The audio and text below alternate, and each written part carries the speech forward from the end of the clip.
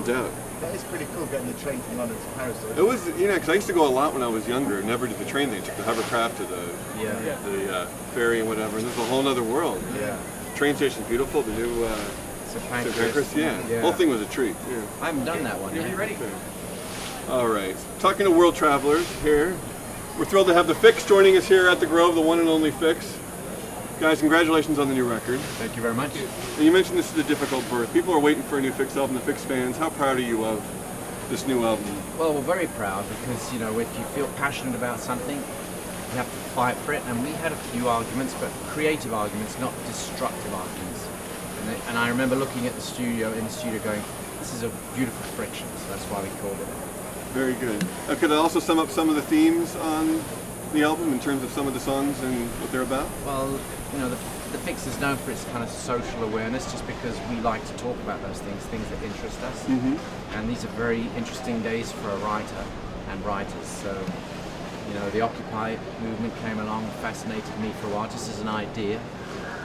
And I like the fact that it didn't have a leader, because we're all a little bit the leader. There's a little dream woken up, and all the doom and gloom, a little dream has just woken up. So I like that. The banking crisis, that fiasco. There's a new currency kind of being born, love and intention. Yeah.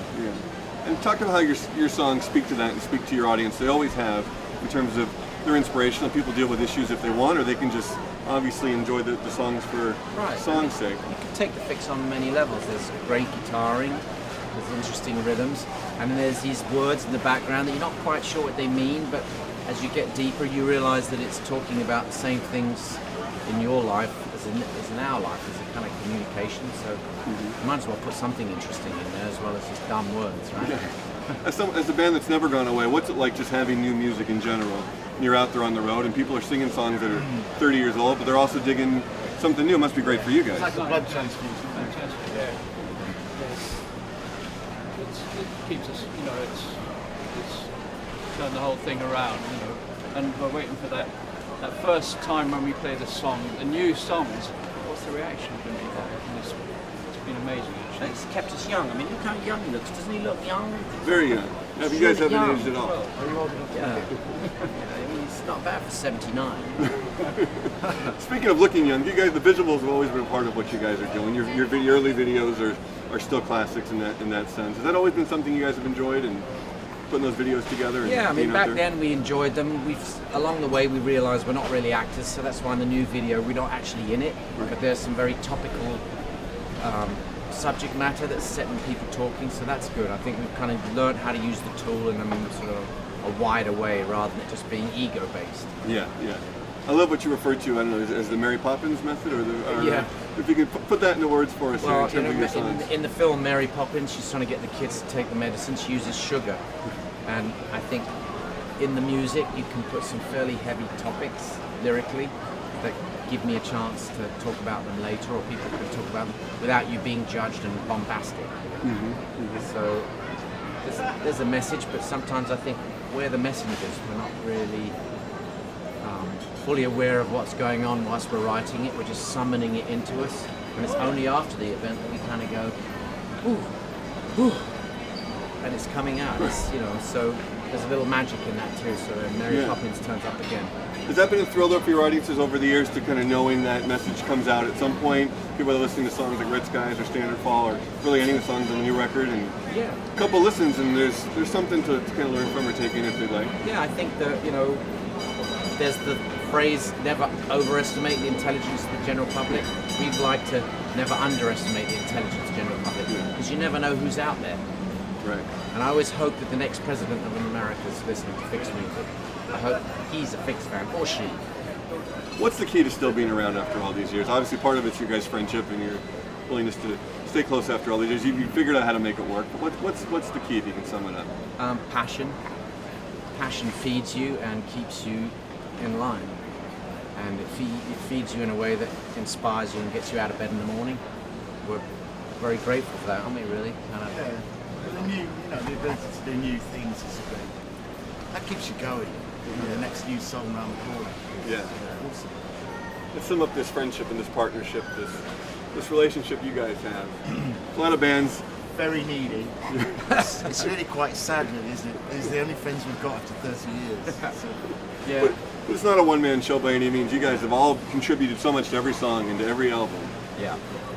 There's immense sacrifice on the part of the people, not on our part, but the people that we've been married to, and our families have all invested a lot into our fairly selfish existence, but we've tried to make it as selfless as possible, and that's so the reward is kind of self-fulfilling, and I think we've been respectful to each other.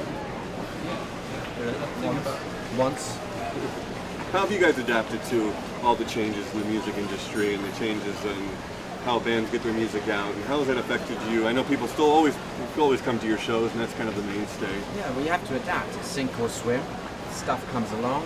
If it becomes a tool and you don't understand it, you become a slave to it. If you see it as a tool and it becomes useful to you, then it's another string to your bow. And there's, social media has some really annoying things to it, but it also has some very powerful, direct marketing ideas. And it's nice to be able to hear what the fans say straight away. You don't get those letters, those strange letters that were piling up on the guy that was running the fan club years ago. Oh, yeah, there was a letter from somebody here, so they wanted to kill you on Monday the 19th. It's a good job you don't hear that anymore. Now someone could delete it before you Yeah. ever see what's going on. What's it like looking at a show now and seeing kids in the audience and seeing a whole new generation of Fixx fans that are digging the new tunes and may not even be aware of what you guys did? Right, well, back first in the thing day? I look for if there's any resemblance in the kid. And as long as I realize they don't look like me, then I'm happy to You're happy, sing to right? them. No, it's great. It's the generational thing is going on. We were saying earlier that we have grandchildren turning up now, so there's 3 generations turning up, and for what it's worth, it's very rewarding. And this major kind of lifestyle change and awakening you've had over the last number of years, if you can kind of put that into words and how that maybe affected you professionally. In terms of the farm, you mean? In terms of the farm? Yeah, well, just, I was living in New York. I felt a prisoner. I would go to the supermarket. I had to rip a barcode off my food. So one thing led to another, literally. I found myself on a farm in France, scratching the dirt, getting it wrong. Then one day I got it right. And this magical thing called seed growth fed me, and now we're eating off the land. And my inner voices have calmed down. Threw the Prozac away, and now there's a stillness, and I don't have to look at the telly for the weather forecast. You feel it in your bones, especially my arthritis. So it's a little more stillness, but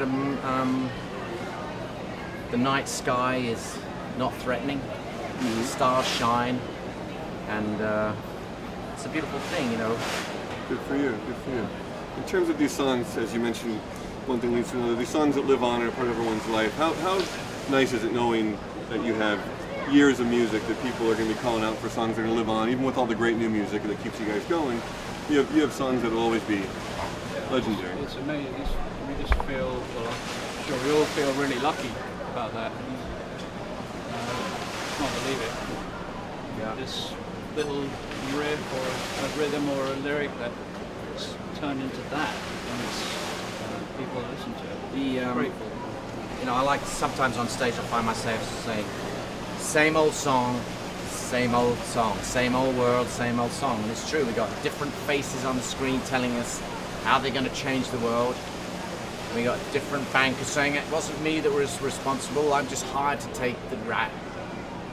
And now they're all getting fired and they're all caught in their own lies. And I kind of like that little song that's been poking for accountability because that's what the song's about. Responsibility. And there's a few songs on the new album that actually deal with that. If you're going to stand up and be happy with who you are, you have to let people know who you are. You can't hide behind, like in The Wizard of Oz. Or The Emperor's New Clothes.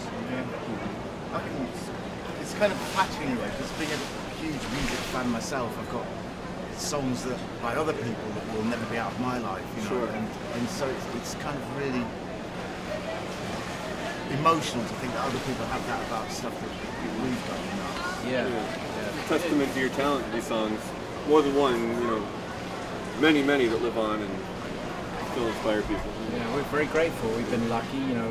Radio has been through so many changes, but we've got a couple of songs that people kind of go, we know who that is, and it's been with me for 30 years, and I didn't quite know what it meant then, but I do now, because they're actually, you know, there's traction in their lives Right. or pressure in their lives.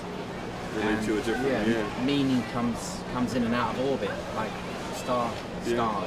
And lastly, just the pride of still being able to write songs like that are just as good or better than anything you guys ever done must be a good feeling as a band. Just as well, because you kind of worry about losing your mind or your talent, but if you pray to the right gods, if you like, and keep it real, then it stays real. Yeah. And we really, really genuinely love what we do.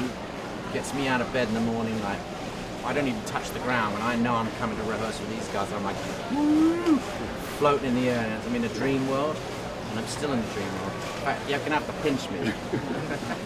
Very good. All right.